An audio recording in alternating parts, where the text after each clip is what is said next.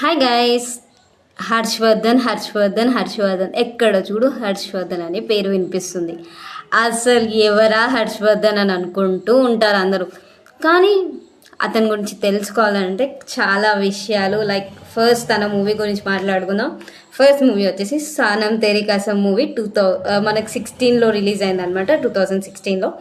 ఆ టైంలో అంత క్రేజ్ ఎవరు ఇవ్వలేదు, కానీ అంతగా అతన్ని ఎవడు పట్టించుకోలేదు కూడా ఆ టైంలో. బట్ ఆ మూవీ తర్వాత మళ్ళీ 2025లో ఎప్పుడైతే రిలీజ్ అయిందో మూవీ, అప్పటి నుంచి ఆయన పేరు మారి మోగిపోతుంది అనుకోండి. అండ్ ఆ మూవీ తర్వాత నుంచి ఆయనకు ఒక బ్లాక్ బస్టర్ మూవీ లాగా సనమ్ తేరీ కసమ్కి ఆ టైంలో ఇయని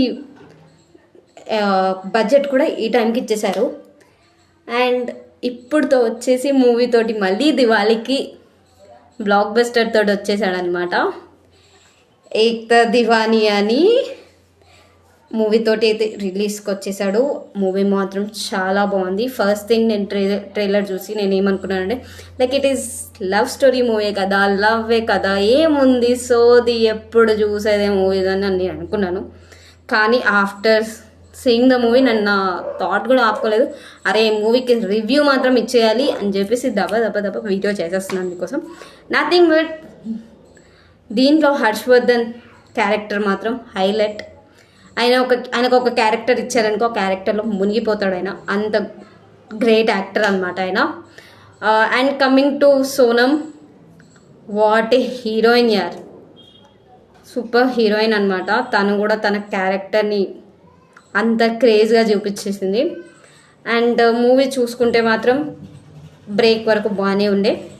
బ్రేక్ తర్వాత స్టోరీ ఉంటుందిలే ఇంటర్వెల్ తర్వాత అని అనుకున్నాము. లేదమ్మా, ట్విస్ట్ల మీద ట్విస్ట్లా ఉన్నాయి మూవీలో. చాలా బాగుంది. చెప్పాలంటే బ్రేక్ తర్వాత ఒక ట్విస్ట్, ఒక డైలాగ్ వచ్చేసింది. ఆ డైలాగ్ని విని తర్వాత అందరు అమ్మాయిల దిమాకులు ఖరాబ్ అయిపోవాలి.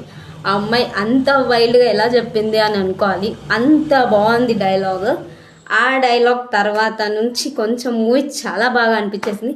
కొన్ని డైలాగ్స్ కనెక్ట్ అవుతున్నట్టు కూడా అనిపించింది. బికాజ్ బ్రేకప్ వాళ్ళకి కూడా కొన్ని కనెక్ట్ అవుతాయి, అండ్ లవ్ చేసే వాళ్ళకి కూడా కొన్ని కనెక్ట్ అవుతాయి. అండ్ కమింగ్ టు మూవీ ద్వారా ఒక చిన్న మెసేజ్ కూడా పాస్ చేయడం జరిగింది.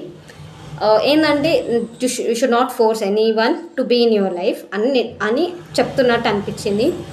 అంటే ఎవరైతే ఇష్టంగా రావాలనుకుంటారో they can come in their life, but force మాత్రం చెయ్యొద్దు అని చెప్పేసి అది హర్షవర్ధన్ మెయిన్ థింగ్ చెప్పాలనుకుంటున్నాడు. That was a main thing. And coming to next, dialogues ఏంట్రా బాబు, మ్యూజిక్, సాంగ్స్ ఏమన్నా ఉందా? ఎవరైతే సాంగ్స్ రాశారో మాత్రం హైలైట్. అంత బాగా రాశాడు సాంగ్స్ కూడా చూసుకుంటే. అరే ఎందుకురా ఇలాంటి యాక్టర్కి ఛాన్స్ దొరకలేదా అని అనుకుంటున్నాం. బట్ ఇప్పుడు ఆలోచించాలి directors, that he should get the chance అని. అతనికి చాలా కెరియర్ ఉందని అనుకోవాలి. అలాంటి యాక్టర్ అనమాట హర్షవర్ధన్. అండ్ చాలా విషయాలు, చాలా బాగుంది మూవీ. ఇంకెవరైనా వాచ్ చేయలేదంటే go and watch and support him to get a great success in his life.